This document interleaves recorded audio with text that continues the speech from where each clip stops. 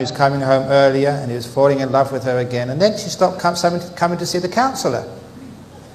And so she had to ring her up and said, "What's happened?" He said, "Oh, he's fallen in love with me again." "Great, time to get divorced." "Oh no, it's so nice."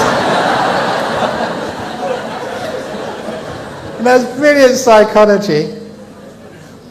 She taught her, the counsellor taught her actually how to win back her husband.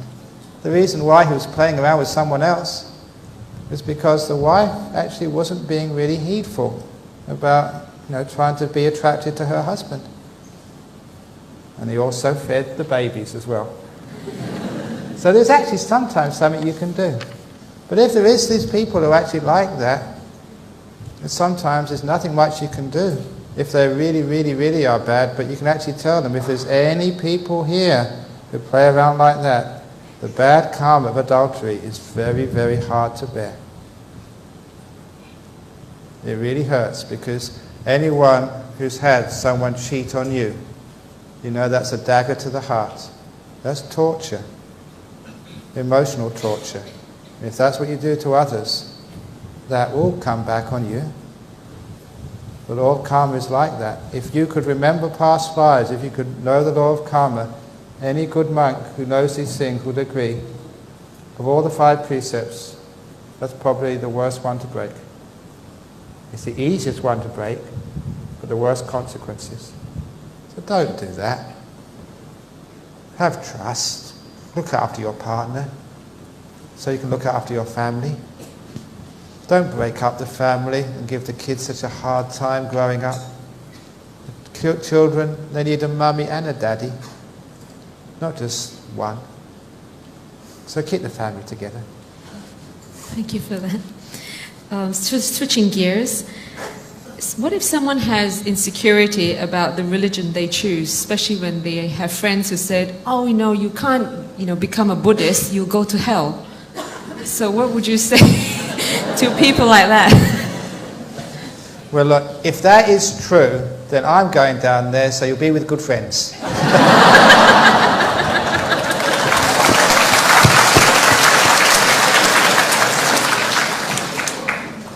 This is a story which I heard a long time ago. I know that Buddhists might get offended by this, but I think you're good enough. You understand what I'm talking about here. It's only a metaphor. It's not a true story.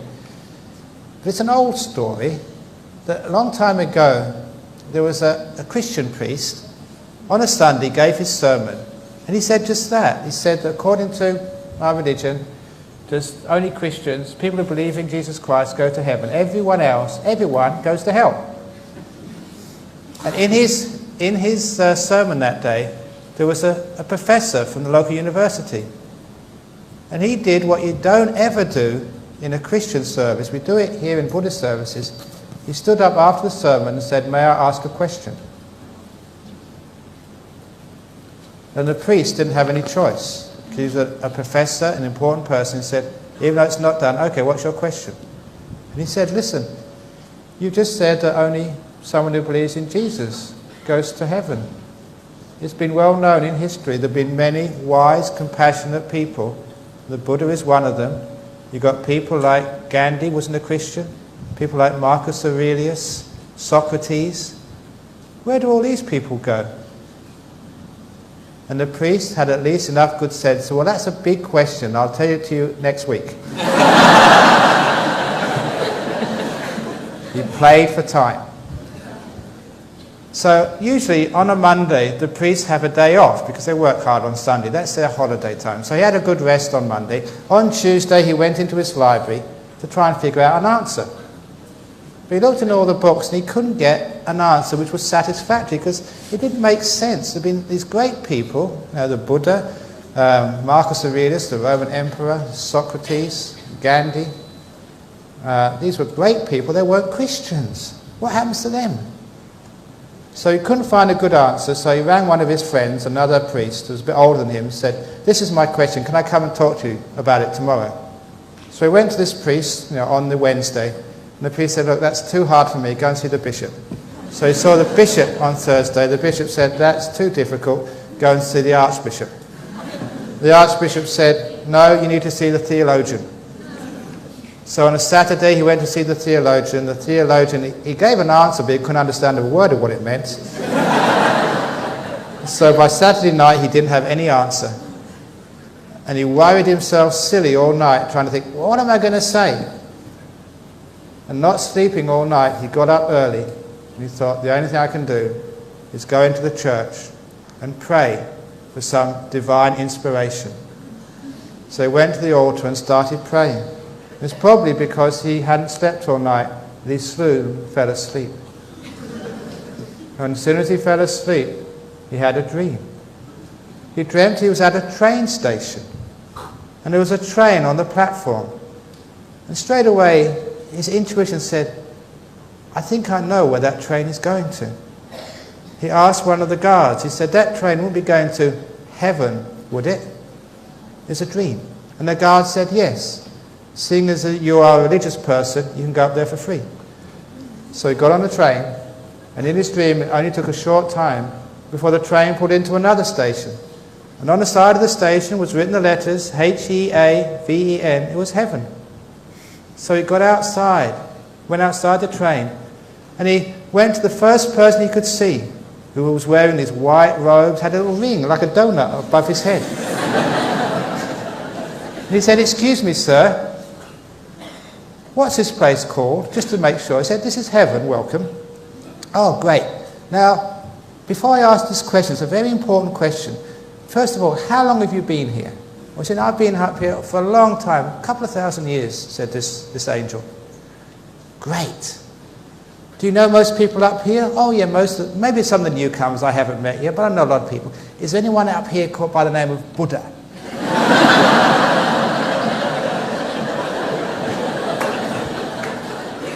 And the man said, no.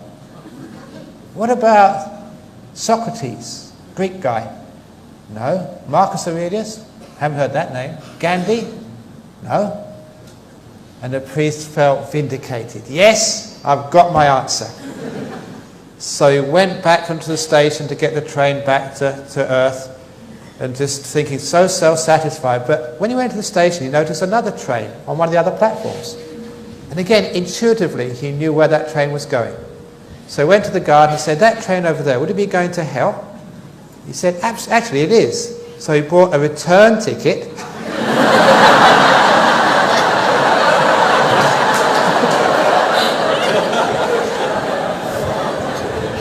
Got on the train, and in a short while, he arrived in this new station, and on the platform, like all platforms, said H-E-L-L. And underneath was scrawled, welcome. And the welcome was a bit strange, but he got out, and he didn't need to go and find anybody. This fellow came to see him and said, welcome, how are you? Anything I can get you to eat, to drink? He said, look, hang on a bit. Now, hang on with this hospitality business. I want to ask you a question first of all. Is this hell? He said, yes, it's hell, welcome. Are you sure I can't get you something to do? Where have you come from? From Singapore? Can I get you some noodles? He said, now this is really strange, because this is not what I thought hell was like. But look, have you been here for a long time? Oh, I've been here for thousands of years. You know everybody? Oh, yeah. We're just so friendly down here in hell. I know everybody. Now this is strange. Look, this list of people, are these people down here? Is the Buddha down? Oh, such a wise and compassionate person. Always one of my best friends down here. What about Socrates? Oh, such a great philosopher, such a wonderful mind.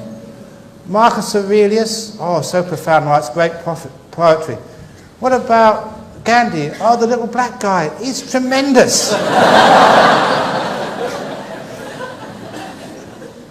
He said, now listen, I'm confused. I thought I had my answer. According to my religion, all these people should be down here, but this should be a place of torment, a place of torture and pain.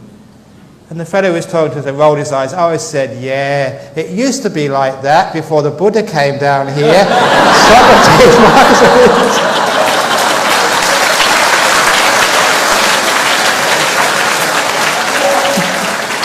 Now, I'm not saying the Buddha gets rewarded in hell or anything, but the point of the story is, it's the people who make the place, not the place who make the people. So if all these wonderful Buddhists and Hindus and non-believers went down to hell, it'd be a great place. And all these stuck-up evangelical, sort of always getting in your ear and up your back, in the back of your neck. I was going to say somewhere else in the anatomy, but I'm not going to say it. Oh, who would go there? It'd be a terrible place. So the point is the people make the place, not the place make the people. So that's the answer to the question. Go on. Of course, now the real answer to the question is that's a lot of hocus pocus. A good person goes to good places. That's a very simple way of looking at it, but it is true. Whether you're a Christian or a Buddhist or a Hindu or a Muslim, if you're kind, generous, what everyone notices is a good person. Of course, you'll either get reborn in heaven or back on this human earth in a good life. It's not about what you call yourself, a Christian or a Buddhist or a Muslim, whatever. It's what type of Christian you are, what type of Buddhist you are, what type of Muslim you are, what type of Hindu you are, what type of Jew you are, even what type of atheist you are. And I say that my father was an atheist. When I talked to him about religion, he said, I cannot believe in a God. And I said, why? He said, because I was actually in Liverpool during the Second World War. I saw so much pain and suffering. I can never again, from what I've seen with my own eyes, believe in a compassionate God. I respected that. It was his rational decision based on his experience. But he was such a kind, loving, and caring father. I know that at least one atheist hasn't gone to hell. A person like that can only go one place. How would you advise someone who has been growing up fearing God and then to be told that perhaps there isn't a God? I mean, how do you get over that insecurity of... Well, look, if there is a God, would a God be someone you're afraid of? Look, now I'm just a monk. Are you afraid of me? If you are, I'm doing a very bad job. You're supposed to be compassionate and kind. I remember going to see this monk once. His name was Ajahn Tate, a famous Thai monk. He wasn't arahat, fully enlightened. I can say that. He also had great psychic powers as well. When I first went to see him, I was told he can read your mind very easily. That made me very afraid. My mind was not ready to be read yet.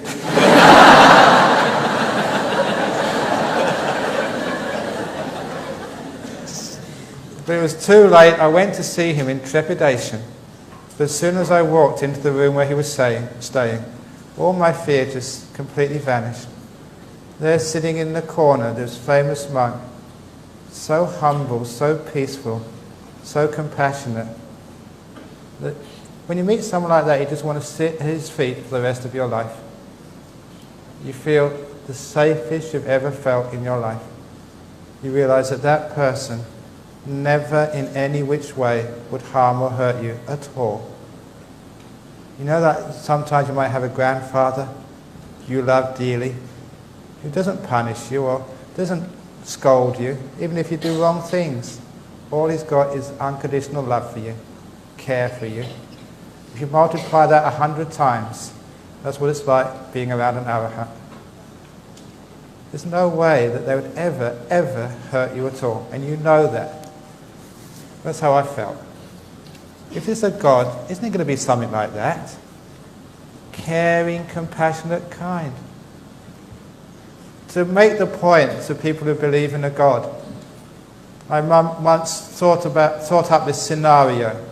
I try to find, like in Western culture, it's also Singapore culture, who was the most evil, bad, rotten person in the world? At that time, the person which came to my mind was Adolf Hitler, because of how many people he killed, tortured in the concentration camps. Not just Jews, gypsies, homosexuals, many people he killed.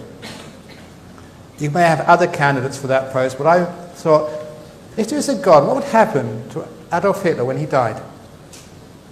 And I can imagine this symbol of evil, if you like, meeting the symbol of absolute love. What would happen in that encounter? And I pictured like Adolf Hitler with his little moustache, just quivering with fear when it comes close, so with immense power of absolute compassion. Fearing all the bad he'd done, all the terrible hurt and pain and tears he'd caused, and coming up in front of ultimate compassion. What would happen? I could see like God looking at him sternly in the eye, and then giving him this broad smile and grin.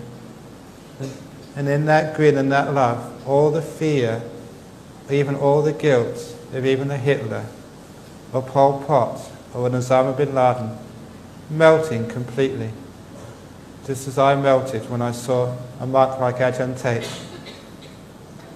And I can imagine that God putting his hands around Adolf Hitler, hugging him and saying, Adolf, the door of my heart is open to you as well, no matter what you've ever done. Come in, but you're going to have to shave off that moustache, change your hairstyle, because there's some people in here who just might not understand. But of course they'd let them in. They may not tell you when you're down on earth, but if there's a God, everyone goes to heaven. Because of the power of love and compassion and forgiveness. My goodness. Even as a monk, everybody can be my friend. Even a rapist, even the torturers. I forgive anybody. So what compassion does, sometimes you should get angry at somebody, but I just can't do it anymore. Sometimes monks at my monastery do stupid things, and they come up and I'm supposed to punish them, not punish them, to scold them. I just can't do it anymore. I'm hopeless to know it. I say, oh, go away. Just don't do it again, that's all. How can you scold anybody when you've got compassion? You just look at them and smile and melt their pain, and they never want to do it again. It's the end of it. So real compassion, if there is a God, they'll let everybody, Christians, atheists, anybody, because love means the door of my heart is open no matter what or who you are. It's unconditional love. How can a God have conditional love? I love you if you are a Christian, I hate you if you ain't. Stupid. Yeah, go on.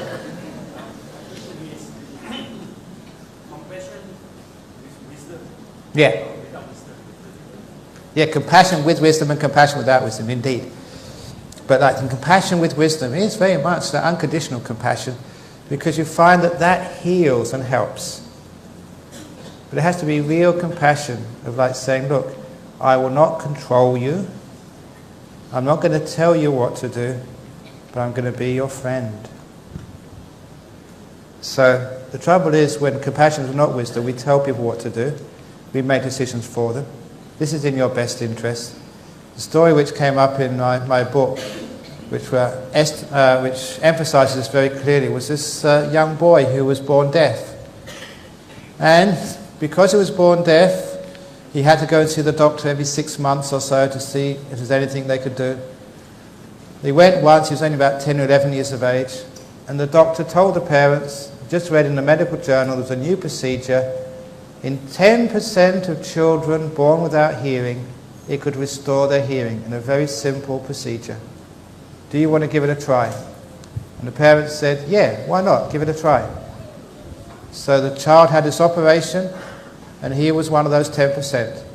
His hearing was restored. And he was so upset at his parents and his doctor. He said, why didn't you ask me first of all if I wanted my hearing restored? I don't want this noise. He said, I could actually see and hear with my hands much more than with my ears. The point of the story and why I wrote it in my book, because at the time I thought everybody wanted to hear. It's not true. So sometimes that with being kind, we think, oh, people need a new house, or they need a movie, a new TV. It's compassionate to go and take electricity into the poor areas. Do they really want that? Western countries have been worst of all. Out of compassion, they sort of tried to civilize other countries, and they took away so many cultures. It was culturally insensitive. They had a good motive. It was compassionate, but they didn't know how to help. They created so much problems as a result. So it's true, I agree, compassion without wisdom creates a lot of mischief. That's why sometimes you may have some friends who are fundamentalists. Compassionate, they want to try and convert you because they think it's in your interest, but they've got no wisdom. They have got compassion, yeah, but no wisdom. They create a lot of misery. Especially some of these jokers who go around trying to convert you on your deathbed. It's stupid. But look, this is what you should do. If that happens to you, and these Christians come along, maybe a friend in your office, and try and convert you on your deathbed, this is what you should do. When they come in, listen to them for 5 minutes and say, yes, you're right, I convert, I'll be a Christian. And as soon as they're out of the room, convert back to being a Buddhist.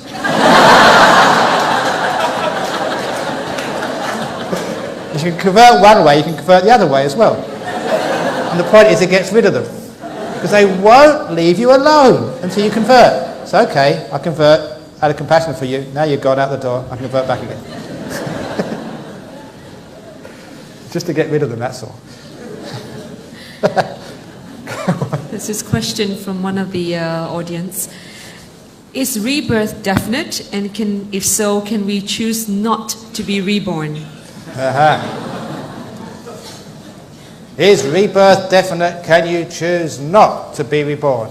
Is paying taxes definite? Can you choose not to pay taxes? You get a big tax. You just can't do that. So it's not a matter of choice. You have to make all the conditions so you don't get reborn. So it's like, I want to go to Perth. I want to go to Perth to see Ajahn Brahm's monastery. That's not good enough just to say, I want to go. You've got to get an airline ticket and a visa and a passport and a place to stay. You've got to get all the causes in life. So those of you who want to end rebirth, you've got to get all the causes. You've got to get sila, your virtue, meditation and wisdom, all in order. Otherwise you'll never pass the security gate into Nibbana.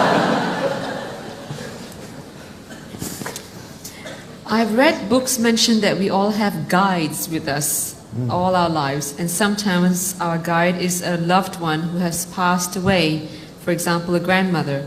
If that is true, why then does this grandmother not get reborn after 49 days? Yeah. Okay, remember you can get guides, but sometimes the guides aren't very wise. So sometimes they tell you to do stupid things. It's not very wise at all. Now what actually is that sometimes, imagine if it was you, and you died. These are not ghosts. Sometimes people get reborn in the heaven realms. If you get reborn in the heaven realms, most of the time you're enjoying heavenly pleasures. But now and again you've still got like a connection, with your loved ones, or with people you're associated with. And sometimes it happens if somebody's in trouble. Sometimes in the heaven realms, your relations know that, they feel that, and they come down and give a hand. It has happened. You know that story of, the best Deva story I can ever say, about the young man who wanted to become a monk in Bangkok. When was the last time I told that story? Put your hands up if you heard the story of the Deva who helped the monk go into the main monastery in Bangkok. Anyone? I think they've all forgotten. Okay, yeah. It's a great story because there's an American monk, he's still a monk. I don't like to say the name because he's still alive, because it's actually a very powerful story. but it's true. He was working for the Peace Corps in Thailand. After finishing his, 1 or 2 years as a Peace Corps volunteer, he had an interest in Buddhism. He studied a little bit, and so he wanted to become a monk. But he didn't know, how do you become a monk? So he was staying in a hotel in Bangkok. He asked the concierge. It's not the usual thing which you ask a concierge in the hotel, but he asked the concierge, look, I want to become a monk, how do you do this?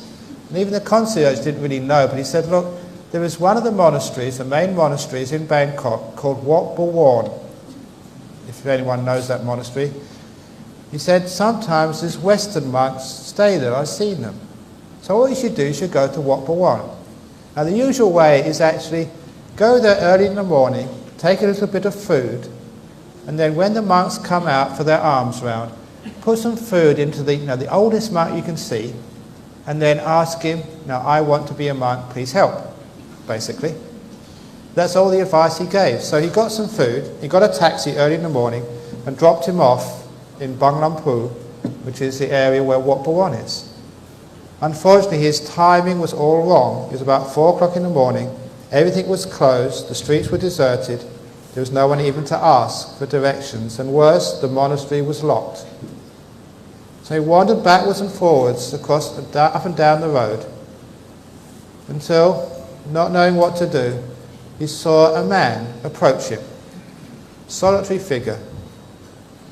And the man addressed him in perfect English. Hello, what are you doing at this time in the morning? And the American explained, look, I want to become a monk. I asked the hotel, they said I should wait until the monks come out on alms round. I got some food for them, then I put the food in a bowl and asked them to become a monk. And the man said, listen, it's far too early. The monks won't be coming out until over an hour's time. But never mind. He said, I've got the key to the gate. I can let you inside. And while we're waiting, I'll actually show you around the main hall, the place, the Holy of Holies in Wat Bawan, where the King of Thailand was ordained, where the princes are ordained, because this is one of the main monasteries. At the time, the abbot is now the present Sangharaja of Thailand, the head monk. So, he opened the gate, he took him inside, closed the gate, took him into the main hall, opened the door of the main hall, turned on the electric lights, and then he gave him this amazing tour around the hall, because on the halls of the monastery temples in Bangkok, especially the royal temples, are murals. And those murals have scenes from either the time of the Buddha or sometimes the Jataka tales. And this guide was a mine of information, a gold mine of information. And it was fascinating, not just actually what those paintings meant, but actually who were the people who sponsored those paintings and why. Maybe because somebody died in their family or because they were getting married and wanted good luck.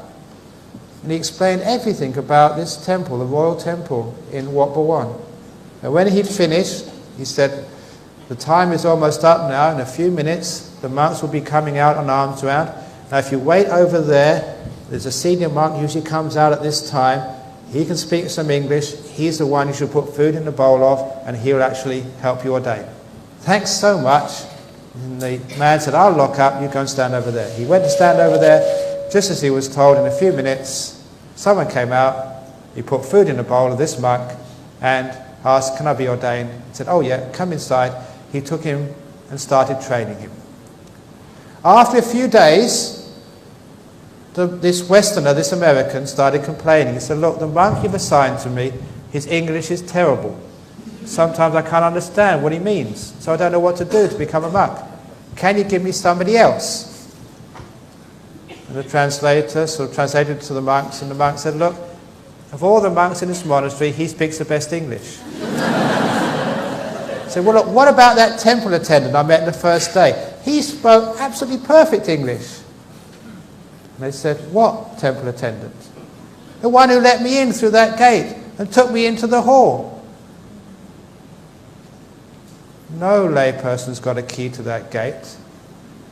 Those of you who know that gate is opposite the bookstore, the Mahamukut bookstore. The only person allowed through that gate is the King of Thailand. It's kept locked. for all other people. No layperson's got the key to that temple. Only about 2 monks have got the main key. Where did you say you turn the lights on? That's not what the switch is. They immediately dragged this Western monk, or this Western candidate rather, to see the abbot. At that time, Somdet Yana Sangwara, now the Sangharaja of Thailand. He started repeating his story. The abbot, the Somdet, interrupted him. Stop. He called his secretary, take this down, write it down. Because it's true. Only the King of Thailand goes through that gate, and no lay person's got the key to that gate. Number 2, you can't turn on the lights there. No one's got the key except a couple of monks, the main hall, the Holy of Holies in this temple. And when he started describing what these pictures, these frescoes meant and who actually sponsored them, not even the abbot knew all those details. It was a revelation. And when the abbot asked, who was that person? Describe him. And he said he was wearing this old-style Thai dress. A man. And when he was trying to describe this person, he looked around on the wall. Him. He saw his picture on the wall. It was King Rama V, an old king of Thailand, one of the main sponsors of that temple. It's a true story. It's actually written down in the Wat Pah Wan. I've met that monk, it's true. An old king of Thailand, born as a deva, just like in the time of the Buddha, had seen a young man wanting to become a monk, and had opened doors which you can't open, turned on lights without electricity, explained things which only a person at that time would know. The King of Thailand, many, many years ago, had helped a Westerner become a monk. Now that is a guide, a deva, who still comes down to help people do good things. That's real guides. Thank you. How many of you got goose pimples?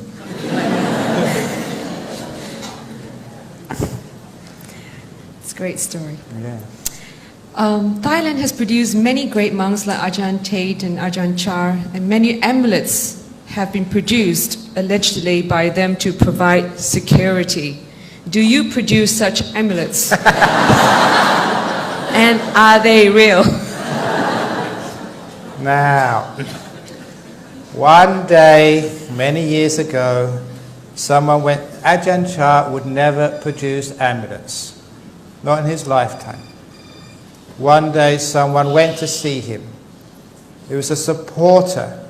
They'd just been drafted into the Thai army. Even though there's not supposed to be wars on the borders, there are always skirmishes. They're never reported for security reasons. It was dangerous. So he said, Ajahn Chah, can I have an amulet? Or at least a little Buddha I can wear around my neck to protect me from bullets. And they said, no, look, we don't do that. He said, please, I'm a supporter. Please give me something to protect me from bullets. I said, no, you can't do that. And he argued, and so Ajahn Chah eventually gave in.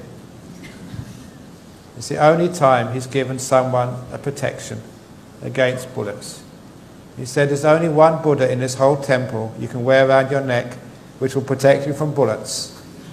It's a big main Buddha statue in the temple. Wear that around your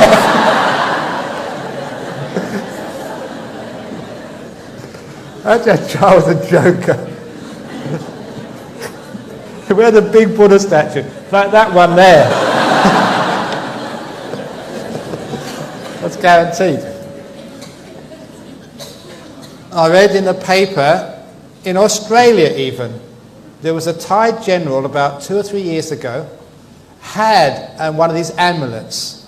Now you may know that some of these amulets are worth hundreds of thousands of American dollars, if not a million. Because these are specially empowered amulets, and they've got their pedigree. People have actually worn them and shown they actually work, so they said. And so he bought this amulet for I don't know how many hundreds of thousands of dollars. He was in the officer's mess somewhere in Thailand with his major, boasting about this medallion he had. That I paid a huge amount of money for this, protects you against bullets. Now they've been drinking whiskey, which was part of the problem. And so he said, here to the major, take my gun, shoot me, on order. I'm going to prove this amulet works. So the major had to follow the order. So he took out the general's gun, aimed at him, shot him, and killed him. That's why it's in the newspaper in the West. And that was the story. The amulet didn't work at all. Be careful of amulets. It's not the amulets which work, it's the precepts which work. So I give you the 5-pronged amulet to protect you against all bad luck. It's called Parnati Pata Veramani Sikkapadang Samadhiyami Adinadana. The 5 precepts. That, if you wear that around your heart, in other words, your virtue, your goodness, that is your security. That will protect you from bullets, not pieces of metal, pieces of goodness and kindness. So those are the only amulets which I give out. A 5-pronged amulet called the 5 precepts. It's invisible, you cannot see it, and it's worth more than hundreds of thousands of dollars. Virtue is priceless. So that's the amulets which I give out. If you're not sure what the 5 precepts are, please pick up the book What is Buddhism, written by Ajahn Brahm. Okay, the next question, we're going to have to keep it short now because we've got a few questions here. Is accumulating karma credit considered as a purposeful act of self-interest? Is it then the way of Buddhism? Okay, yep. It's in your interest to come to talks like this. It's in other people's interest. It's just actually knowing cause and effect. In a sense, the more selfless you are, the better karma it is. So if you're doing a karma, you know, when you give a donation an ang pao, but you don't, you say, Ajahn Brahm, you come up here and said, I am making a big donation to your monastery. See, everybody? Now, of course, that is not as much good karma as you do it just humbly. That's why many people like to donate coins in the donation box, because it makes more noise.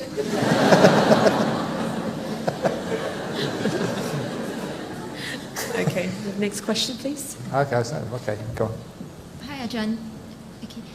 Earlier you mentioned that as Buddhists, it's great to lead a simple life, with very little. Can you hear me? Earlier you mentioned that being Buddhist, it's good to lead a simple life. Yeah. Okay.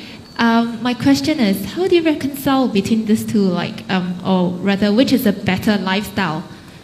Is it better to stick to a well-paid job that requires you to work for hours, without much time for any other things, or is it better to settle for, or like what you said earlier, retire early, and perhaps have lots of time for other things like practice? Thank you. Okay, asking about simple lifestyle. Sometimes that we have to work very hard, but when you're working very hard, don't think you're working for yourself, and it's not just for the money, it's for the service you're doing to the society. Even if you're working for an accountant company, it's still good for the society. Exactly, because how do you reconcile between these two? Because if you have a well-paid job, you have money for other things like dana. Yeah. So it's okay if wealth comes to you. There's nothing wrong with wealth as long as it's fairly earned. In other words, earned without making bad karma. So Buddhism doesn't mean you have to be poor. It means if you are poor, fine. If you're wealthy, fine. It means you don't have to be wealthy. The thing is, in our society, we think if we're not wealthy, we've failed. If that's the case, I'm the biggest failure of all. But if wealth comes to you, it's a burden, it's a responsibility, it has duties with it. So according to the Buddhist idea of karma, and it makes so much sense to me, if you've been a kind, generous person before in your previous life, you become wealthy in this life. Why? It's because if you know how to use money in a previous life, it's as if you're entrusted with money in this life. Because the purpose of money with wealth is not just to be selfish and enjoy yourself or exert power over others. The purpose of wealth is so you can have your own happiness, but you can serve others. So you can serve others in charity, in helping society, monasteries, churches, whatever, orphanages, even more than others. If you know how to use that money, I'll give you more, says karma. And so generosity means you get more money. That's what karma is. So if you have a wealthy job, if it happens to you and you enjoy it, be careful if you've got a family, especially children, and you haven't got much time for them. Look out for that, because sometimes your children need you. They need a mum and dad more than money. It's a story I read. I told this at the NUS camp. Father came home from work, tired and very sort of grumpy. His 5-year-old son said, "Daddy, how much do you earn every day?" Did I tell that story here? Yeah, I told it here, was it? No, not here. Sure. Were you listening? Oh, I wasn't listening. Yeah, was that about the how much do you earn an hour? Okay, you heard that. Most of you heard that then. And it's a case that, the boy had to buy an hour of his father's time for $20. That's so sad. So make sure that you have enough time for your children and for your partner and for your religion or your social work. You have to balance your life. If you're single, you can work harder, or if you haven't got children yet, you can work more hours. But be careful, because be rich in time rather than rich in money. In our daily lives, we see people suffering a lot without any reason, even though they have good karma. Why is that? Because you don't look deeply enough. If you look deeply enough, you see the reasons why people suffer. Sometimes on the outside you think they're making good karma. When you get to know them, they're not. There's some things they're doing wrong. They don't tell other people, but they're doing them wrong. If you're actually really good people, they never suffer. Maybe they suffer the ordinary illnesses, colds and whatever, but they know how to deal with them. And they can be such wonderful people even if they're sick. So the case is this, they have done bad karma there, but because you don't know them intimately enough, you don't know exactly what they've done. Because people don't tell you, the stuff which they've done in the past, the secrets which they have in their hearts. That's why I said that when I went to go see that enlightened monk, I wasn't ready for my mind to be read, because I had many secrets. Things which I'd done when I was a young kid, which I wasn't proud of. I had that bad karma. But I wouldn't go and advertise it to people. Like many people. If I have a dog or cat at home and is seriously ill, and the vet recommends I put her to sleep, am I breaking my first precept? If you have a cat or a dog or some pet at home and they're very, very sick, should you ask your vet to put them down? If you have an old auntie at home who's very, very sick, should you ask the vet to put them down? What's the difference between a cat and a person? Sometimes, actually, if it's an aunt, you say yes. You let them die. Now, the point is that this actually happened some time ago. This friend, he took his Labrador dog, these big, huge Labradors? He had a sort of an ear infection, so he took him to the vet, and the vet lifted him up, looked underneath him, round his back, round his front, said, "I'm sorry, sir, I'm going to have to put this dog down." He said, "What? He's only got an ear infection." "I've got to put him down, because he's too heavy."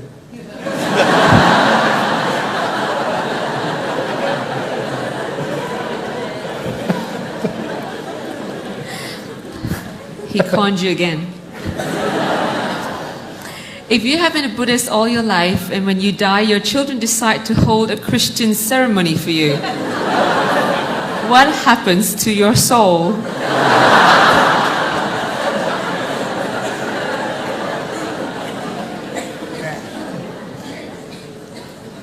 Just tell that your friends or your children, say, if that happens according to Buddhism, you come back as a ghost and we'll haunt you forever for doing that. No, look, the truth of the matter is that it doesn't matter what type of funeral they do. Be a Buddhist, be compassionate, let go. Listen, kids, if you want to do a Christian funeral, that's okay with me, because I'm not going to be there, watching all that rubbish. I'll be off in heaven or reborn by that time. You do whatever you want if it makes you happy, but don't think that's going to make me go to a Christian heaven. Heaven is for everybody who's good. So you can actually, whatever they want to do, don't make a big deal about it. But actually, I should have actually mentioned an important point about if your animal is very, very sick. Because this happens often in Australia. And my answer, I've got a standard answer now. If you've got an animal, a dog or a cat or someone which is very, very sick, and the vet says it's so sick you should put it down, in other words, kill it, my answer is ask your dog or cat what it wants to do. Now, I actually mean that because those of you who've got a cat or a dog who's a pet, know that you can contact that. You can know what that cat wants. You ask the question, you get an answer. Sometimes the animals we live with are sometimes as close as our children. If you ask your cat and dog, have you had enough? Let the cat or the dog decide. Very often the cat will actually say no. The dog will say, no, I'd rather live. It's in pain, but I don't want to die yet. But there comes a time when you've got a dog in great pain, and the dog actually look in its eyes. You ask that question. You know the dog has had enough. Then if you take it to the vet to euthanasia it or whatever, at least the dog's made the decision, not you. That's actually a practical way of answering that question. Ask the cat, ask the dog first of all. And you'll know when you ask the question what the dog or the cat wants. Any questions from the floor?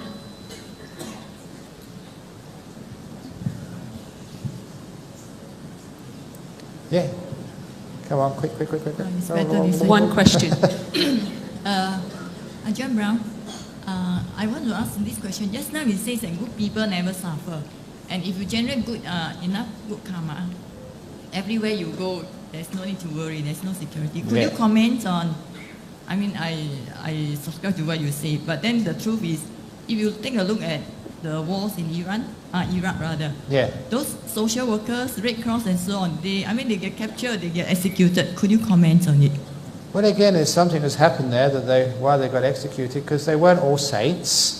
Some of the workers there, they did some good karma, they did some bad karma as well in these countries. If you look at social workers, sometimes they drink alcohol, they can argue with other people, sometimes they're not always have the 5 precepts in order, they're not always good. Sometimes we don't actually see the full picture. Even if you look at someone like the life of Mahatma Gandhi, sometimes he did some bad things. Or Mother Teresa.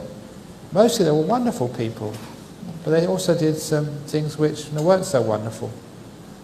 But on the whole they were tremendous people. But they weren't pure. Because we're not absolutely pure, we always do some bad things that we can get some bad results for. So there's something in there somewhere to why that happened to them. Or it could also be the outcome of their previous karma. Previous karma as well, from previous lives, but it's usually this life as well. And you see some people actually get caught by the terrorists and get released. Why do they get released while other people get killed? A lot of times there's something going on there. There's some reason, there's some cause. What I say is that there's no real injustice in the world, there's perceptions of injustice. Okay. So you could actually get your karma ripened by doing good too? Yeah. Okay. If you do good, you attract good. Okay, thank you. I attract all these wonderful people, you're just such nice people. Because I do good, I have a good time and meet all these wonderful people, they're so kind and generous, have good fun. It's great being a monk, because you do good, you only meet good people. I just want to say that Ajahn Brahm, you are exceptional. You give very good talk, but not everybody can be Ajahn Brahm. So why not? So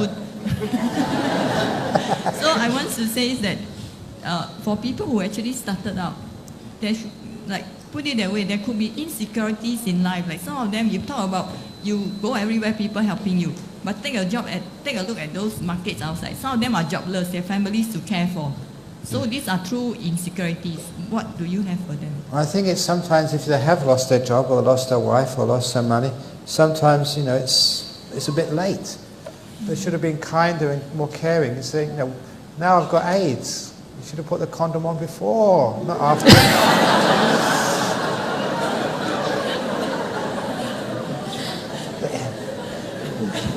So, the point is, I think I made the point already. Okay, thank you, Susan. Okay. Thank you, Ajahn Brahm. Thank you, Angie. Okay. All right. Try not to rush off. It is the last evening, and we would also like, at the end of it, to ask Ajahn Brahm to help us get a bit more blessing before we all end the talk. But there is one last question which I thought was a very nice one, which I'll save it. It says here, Dear Ajahn Brahm, after listening to your talks, my spirits become very high and it's very motivational. I feel as though you are reaching for the stars. Well, after the a pop few stars, days, but after a few days, I fall through the clouds and back down to the ground.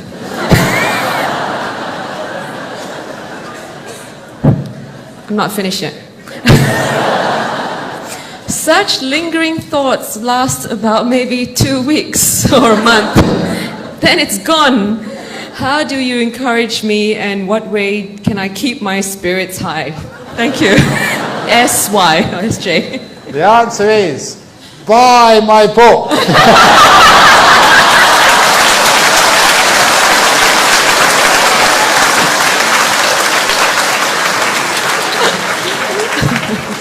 And the CDs. And CDs, yeah. Okay, with that, let's put our hands together and say sadhu 3 times and also clap. Sadhu, sadhu, sadhu. Go on, clap if you want to clap. Give it a good one.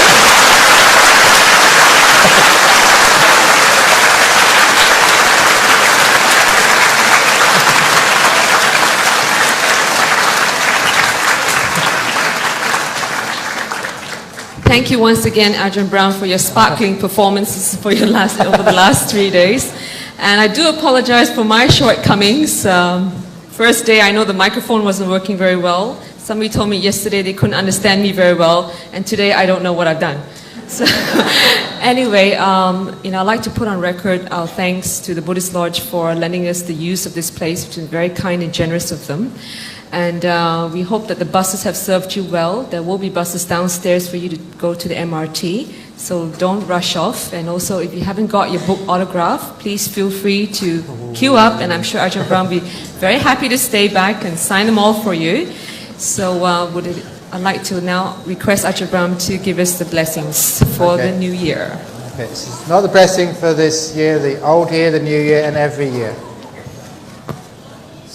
Sabba roga vinimuto, sabba santa pavajito, sabba veramati gando nibuto chatuang bhava, sabitiyo vivachantu sabba rogo, Vinasatu mate bhavanvantarayo sukhi digayugo bhava apiwa tanhasilitsa nichang vuttapachalino chattaro dhamma vatanti Ayu wano sukhang balan.